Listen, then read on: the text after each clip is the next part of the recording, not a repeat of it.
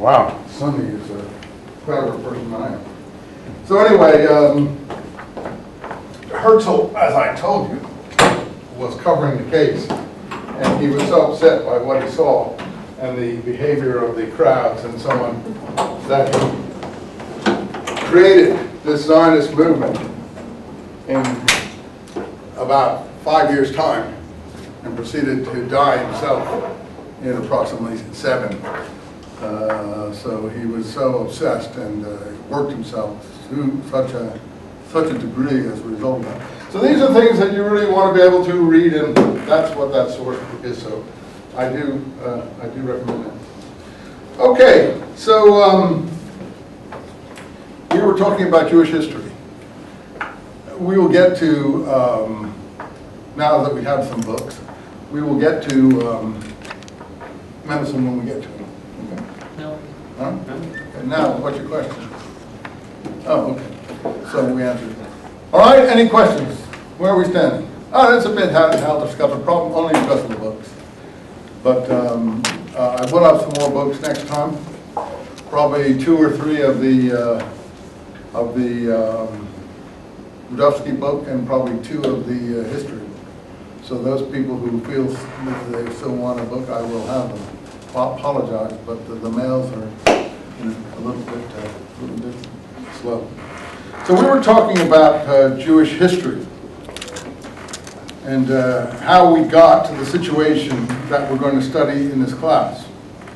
Rudovsky also writes about that in his first several chapters, what he calls tortured drifting and the medical situation of the Jewish people. So we should look at that, because we don't want to get an emancipation situation before we know what they're being emancipated from. So the Jerusalem book is the classic text of emancipation. It was written by Moses Mendelssohn, and I do think Felix Mendelssohn is his grandson. It may be his son, but I do think it's his grandson. Felix Mendelssohn basically was a traitor to his grandfather. He converted to Christianity and so on and so forth. Wrote,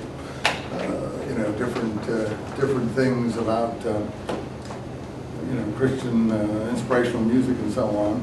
And all of Mendelssohn's grandchildren ultimately converted to Christianity. And it's not a very nice comment for Mendelssohn, who was determined not to have that happen. But that's how strong the pressures were. Of course, Felix Mendelssohn didn't get any gratitude from the Third Reich for that, because I think Hitler was obsessed with eradicating his memory and with making sure his music never got played in that period anyway. And for Hitler, Felix Mendelssohn was a Jew, that's all. And it didn't matter that he said he was a Christian. That didn't make any difference to him or the people around him. As I said, Herzl's family was similarly tragic. These are all really tragic stories. I'm sorry to give you so many tragic stories. I don't know any really nice stories. I think one of the most tragic is Zola himself. You've heard of Emile Zola, the French novelist and so on. And he's the one who did go to Dreyfus's defense and did write the expose of the military political establishment for basically trying to pick the weakest person and blame him for whatever they thought was going on at that time in terms of espionage. When he ran away to England because he was in such a dire situation, I think actually Dreyfus was shot at one point. Anyway, he ran away to England because of the dire situation. And after quite a while, he came back.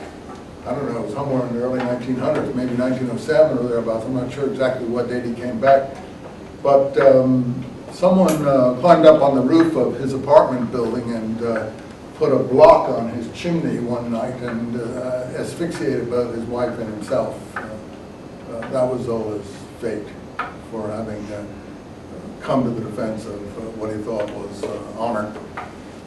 So he was killed, and his wife was killed, and so on and so forth. So this is the kind of thing that did go on up until, well, of course, we know the Holocaust. So there's a huge tragedy waiting in the wings to happen. So it isn't just these people.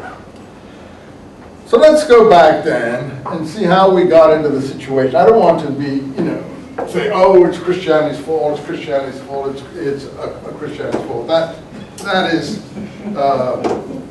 part of the problem. But it isn't just that which is the fault. It's how Christianity became the way it became, which is the problem. I mean, Christianity is supposed to be a Jewish messianic movement. How it turned into something that was antagonistic to both Judaism and the Jewish people, even though you who are Christian, and most of you in this class are Christian, I think, don't feel that antagonism, or you probably wouldn't be here unless you're doing what Hitler did, trying to study the enemy. Hitler went to Zionist lectures in Vienna, trying to figure out how he was going to deal with these people. Apparently it was very effective what he learned in these lectures, because he then turned it to the use that he turned it to. But I know that you people don't suffer from those kind of complexes, or you wouldn't be here. But how did that come to be? Well, we took our situation down to the Maccabean uprising, as I recall, and we scooted through that pretty quickly. But first of all, we had the first exile, right, which was around 600, really 585 on precise dates. 585 to about 540, but it really kept on going till about 450 or so, because the first returnees didn't flourish, and then the second returnees started to flourish, and that's the books of Nehemiah, Ezra that you close the Bible with, the Old Testament things. So the Bible really leaves off there, and we enter a dark period. We go into a dark tunnel. Who knows? I know something of it, but do you know what happened between 450 and, let's say, 175? No, there's nothing in the Apocrypha about that. Do you know what happened? Almost nobody knows at all what happened. It was just like a period of